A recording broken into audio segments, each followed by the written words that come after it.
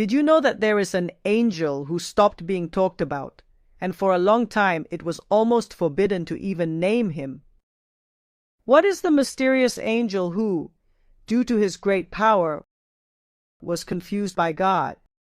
In this video, I am going to reveal to you who that angel was, what his function is, and everything you need to know about him.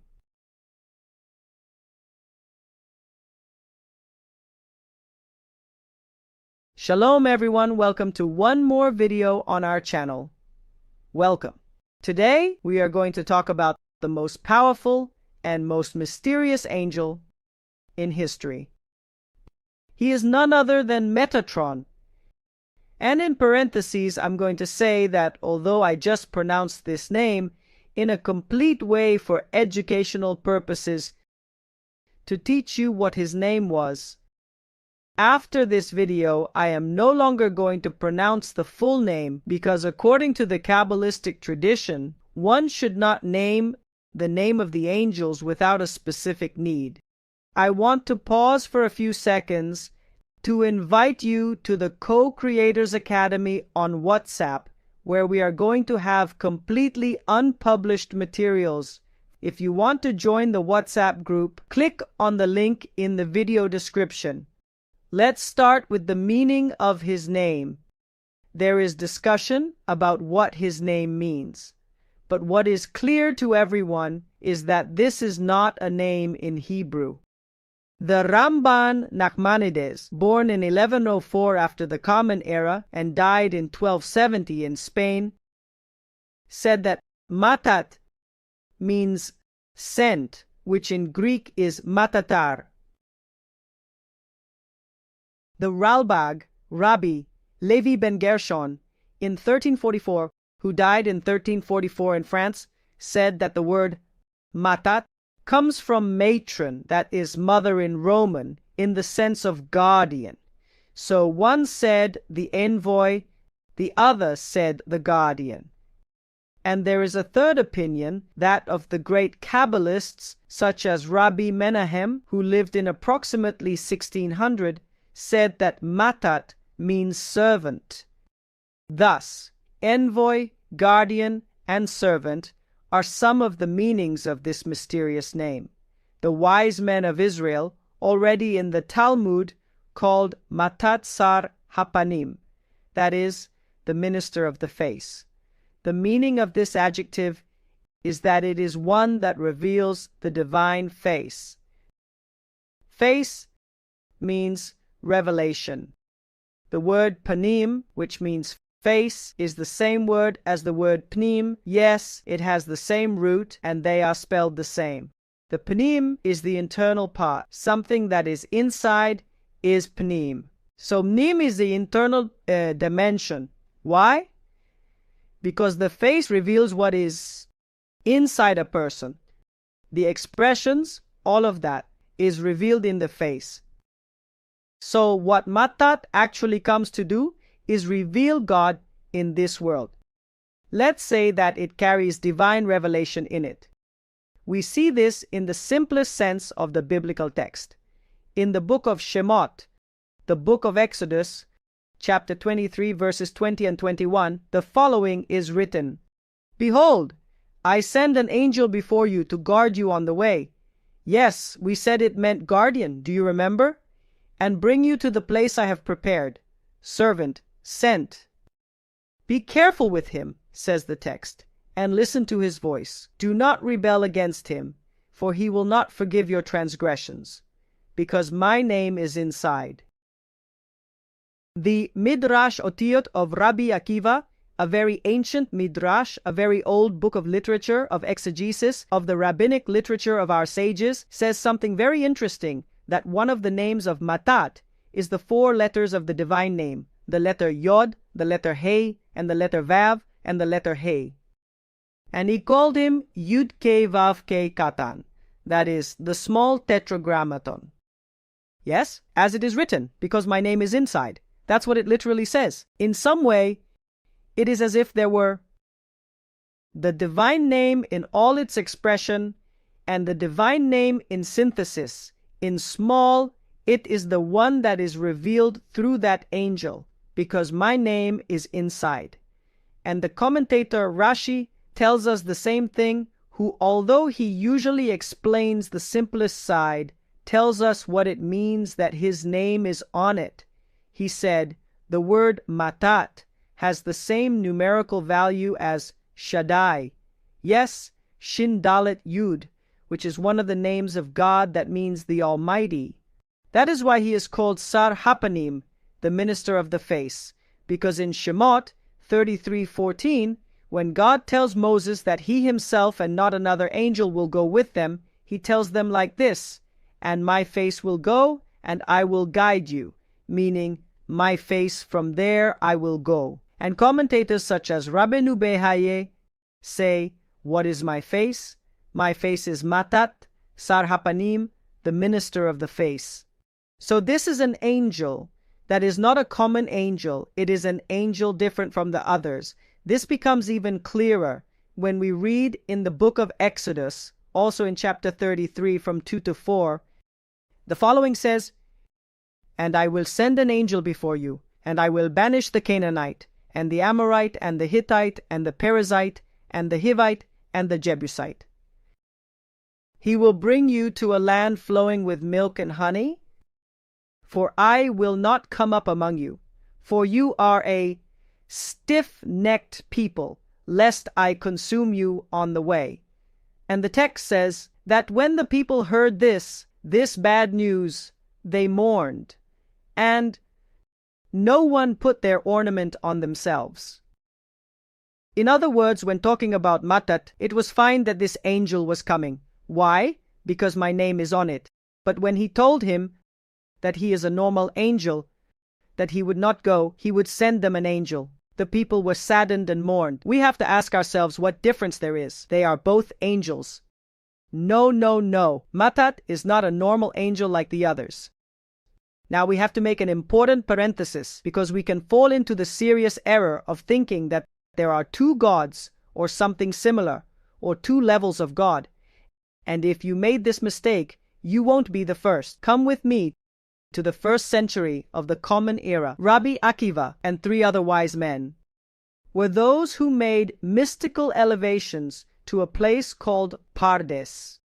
And he warned his companions, when we rise to that high place, do not say Mayim, Mayim. That is, waters, waters. Don't say waters twice. That is to say, although you may perceive some type of duality there, of seeing two things, do not fall into that error, because God is one, not two, never. However, one of them, Elisha ben Abuya, explains in the Talmud, in the tractate of Hagigah, page 14, that upon seeing the angel Matat sitting, while the rest of the angels were standing, since one cannot sit in the presence of God. When God is there, you have to get up. But he was the only one he saw sitting. Then he said, there are two authorities here, that is, two gods, two forces that dominate the world. And from that day, he became Elisha Aher, Elisha the other. Our wise men say that it literally means that he cut down what was planted, but that it is an expression to talk about someone who left the faith. So we have to be very clear about a difference between the divine essence, who is one and only, and the divine revelation that can be given in several revelations, such as there is one God, but he has different names, different revelations. This angel is the one who reveals the divine presence, the divine revelation here below. As the Maharal of Prague says, who says that the matter of Matat, if it brings into practice all the matters of this world, that is, the things that God does here in this underworld are through him. When it says that God himself made something and not an angel, we are talking about him. Somehow it bears the divine name. The word name in Hebrew is Shem, which comes from the word Sham, which also means objective. There I want to reach somewhere in some way the objectives of God. What God does in his world, he does through the one who bears his name, his objective within it.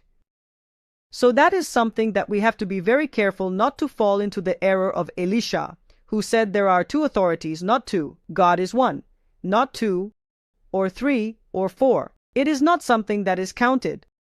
God is one and only. He has revelations, and these revelations sometimes have a carrier. One of these carriers is called matat. Since we have quoted Rabbeinu Behaye, he explains in Exodus 23:20 that what was said, that he will not forgive your transgressions, means that this angel even has the power to forgive sins. So he says, his authority reaches this point. But even so, God forbid, he is not at all comparable to the Creator himself, only a divine revelation here in the underworld. Yes, notice carefully that even so, with all his greatness in the Zohar, the angel Matat is called Nar, young man, and Eved, servant. Why? Because according to the Cabalá, he is in charge of the world of Yetzirah. In other places, the Zohar says that he is in charge of the world of Beria. In Kabbalah, there are four worlds: Atzilut, the world of the Sephirot, and the names of God, the world of divine revelation itself, and then there are Beria and Yetzirah and Asiyah, which are the world of creation, of formation and action. Well, the Zohar says that on the days of the week, Matat is in charge of the revelation of God from the world of Yetzirah. And on Shabbat, which is the Shabbat day, the seventh day, the sacred day, the day on which God rested, the revelation that he carries from Beria. So why is he called a servant? And why is he called a young man in comparison to the world of Atzilut, which is divine revelation itself? So that is something that we have to be very clear about. Now, we have said and explained that this was his most famous name. Yes, Matat, but the Midrash Otiot of Rabbi Akiva tells us that he has 70 different names and that he is also called by more adjectives. Does the number 70 ring a bell? The number 70 is the number of nations in the world, according to the book of Bereshit, the book of Genesis, chapter 10. The nations starting from the sons of Noah are divided into 70. It means that Matat carries the divine revelation through all that revelation here in the lower world also to all the 70 nations. Now let's delve into another important secret, and that is that in many ancient traditions, Enoch in English was the one who ended up becoming Matat. Let's understand this more deeply. How do we explain this mystery that a man became an angel? If you want to learn more, to go deeper about the image of Enoch, and what is written about him in the biblical text, I leave you a video so you can go a little deeper into it. Now, how do we explain that a man became an angel? Rabbi Abraham Abulafia, who was one of the greatest Kabbalists who lived in Zaragoza in the 12th century approximately, explained it this way. Hanoch, the son of Yered, used the force of Matat to understand the secrets. He connected with him to understand the secrets and what is written in the Zohar, that his body became like a torch of fire, teaches us that he stripped himself of his clothes, animal and natural, and clothed himself with a spiritual essence until he is as if he were Matat himself. He invested him with his strength, as if he were himself. And that's because of how much he achieved through it. That is why it is said in the books that Hanoch is Matat. But it doesn't literally mean that it is. According to Rabbi Abraham Abulafia, when we say this, it is not something literal, but a spiritual and metaphorical concept. The sages explain that Hanoch was the 7th generation of Adam, and that Enoch buried Adam. The Zohar says that this is a symbolism that he received a level of the soul called Ila Zehira, that is, the level that Adam had before sinning. This meant that just as Adam before sinning would not die, Enoch did not die either. He reached the level that is above death. The Zohar says that all the secrets, the highest treasures, and the 45 keys to reveal the secrets of heaven were transmitted to Enoch. 45 is a key number, since 45 has the same numerical value as the word Adam, which is the name of the first human and also means human being. This shows us what we have said. Through the 45 secrets, he was able to reach the level of Adam's soul before he sinned. The wise men also explained to us in another way the concept that Enoch was matat. They say that we see in the biblical text what has not been explained to us, that in truth there is a neshama above and there is the being below. For example, it is written of Abraham, Abraham, Abraham, or Yitzhak, Yitzhak, or when God calls Samuel, the prophet, Samuel, Samuel. All this repetition, the wise men tell us, is about talking about the superior being and the inferior being. Well, some of the wise men explain that matat is the neshama, Eliona, the elevated part of Enoch. From now on, from before, the lower part was Hanok. They explain this to answer a difficulty. Yes, because it is difficult to understand. Matat is an angel who is before the creation of the physical world here, and Enoch was only born 7 generations later. How can we say that Enoch became Matat if Matat was already there? The only thing we are saying is that Enoch down here reached his higher soul, which was Matat, who already existed before. It is not that Matat was formed from Enoch. Still, we must understand something important. Although we are talking about someone who reached the level of an angel, Rabbi Abraham Azulai, one of the greatest Kabbalists, tells us, approximately 3 or 4 centuries ago, that although he became an angel, he had a lower level than the patriarchs Abraham, Isaac, and Jacob, and the level of Moshe, Moses. Why? Because they were the Merkava, that is higher than the angels, while the soul of man, especially of the patriarchs, at its highest level, can reveal the world of Atzilut. They, the angels, as we have said, Matat, which is one of the greatest, are in Beria, in the best of cases, or in Yetzirah. Up to this point we have revealed many of the mysteries of this angel, but here I have to give a warning. And the wise men of the Cabalá tell us that there is a great danger in dealing with angels. Matat is not just an angel, it is a concept. We have said it has 70 names, 70 different revelations. He is also responsible in the world of Yetzirah for the rest of the angels. And many think that dealing with angels is something simple. The wise men of the Cabalá tell us that we must be very careful with all types of spells on angels. Why? Because the angels are in the worlds of Yetzirah, and some of them in the world of Asiyah, which are the lowest worlds. The 4 worlds are divided by the amount of light and the amount of klipa'ah, husks of darkness, that are in them. In the world of Atzilut, there is only light. In the world of Beria, there is majority light and very little klipa'ah, very little darkness. In the world of Yetzirah, there is half-half. And in the world of Asiyah, the majority is evil. When people begin to engage with angels, how do they know if they are connecting with the part of light or the part of darkness that may be or surround them? That klipa may have a lot to do with what I have inside, that is, with my intentions.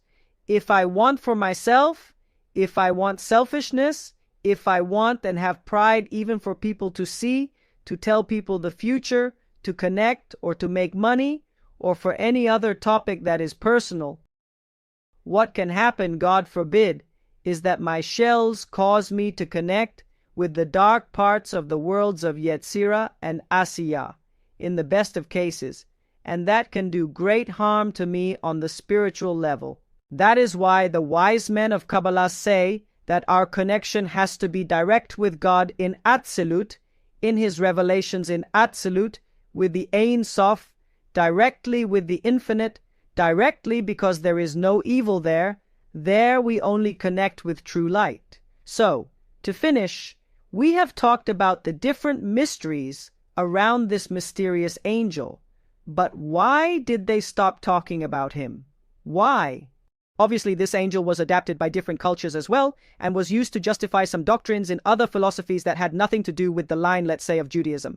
That caused a lot of controversy about it. So, as some took those concepts and confused them or used them to justify other things, then it was somehow automatically a concept that began to be left aside. But this does not mean that there is not a lot of light, that there is not a lot of light around all the concepts that exist around this angel. And if it were not so, the ancient wise men would not have revealed and told us so much about him. So, all the controversy is very interesting, all the conversation that exists around it, all the theological concepts, all the concepts of life that there may be about meditation, because the Arizal brings us some meditations through the name, but we have to do it in very specific and exact ways, as we have said, to avoid making mistakes. And with all this, I'm going to wait for your comments in the comments area.